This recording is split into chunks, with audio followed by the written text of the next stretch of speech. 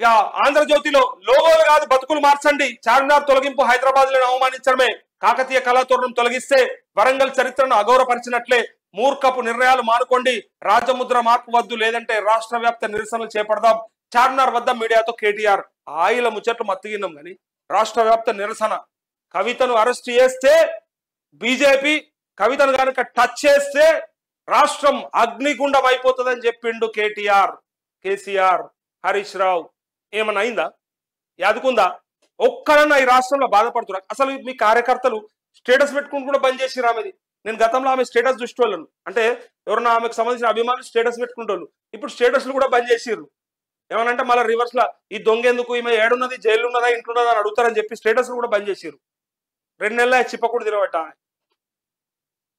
వీళ్ళు చేస్తారట రైతుల కోసం అని చెప్పిర్రు. అప్పుడు కూడా ఇదే నేను అనేది, రాష్ట్ర వ్యాప్త నిరసనలు చెప్తే నవ్వొస్తుంది. వీళ్ళు ఒకటి, వడగళ్ళ వర్షాల వల్ల దెబ్బతిన్న రైతులకు పంట సాయం అందించాలి, మేము రాష్ట్ర వ్యాప్త నిరసనలు. ఏడగనవల్లే ఏనో ఒక దగ్గర కనపడితే గొప్ప.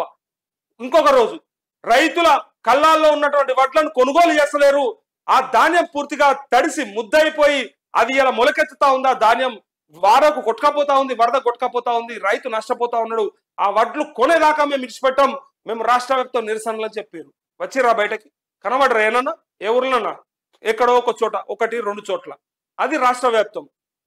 చట్టసభల పార్లమెంటులో మహిళా బిల్లు పెట్టకపోతే మేము వదిలేదే లేదు, మహిళా బిల్లు సాధన కోసం నేను దీక్ష చేస్తా అని రాష్ట్ర వ్యాప్త నిరసనలు ఇక్కడ అని ఢిల్లీలో పోయి ఆడ కూర్చొని చెప్పిండ్రు. చేసిండ్రా?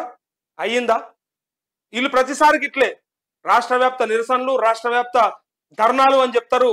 ఆడోడు ఈడోడు మోపైతాడు, ఏనో 4 కూర్చుంటారు, అది అటు ఇది ఇటు.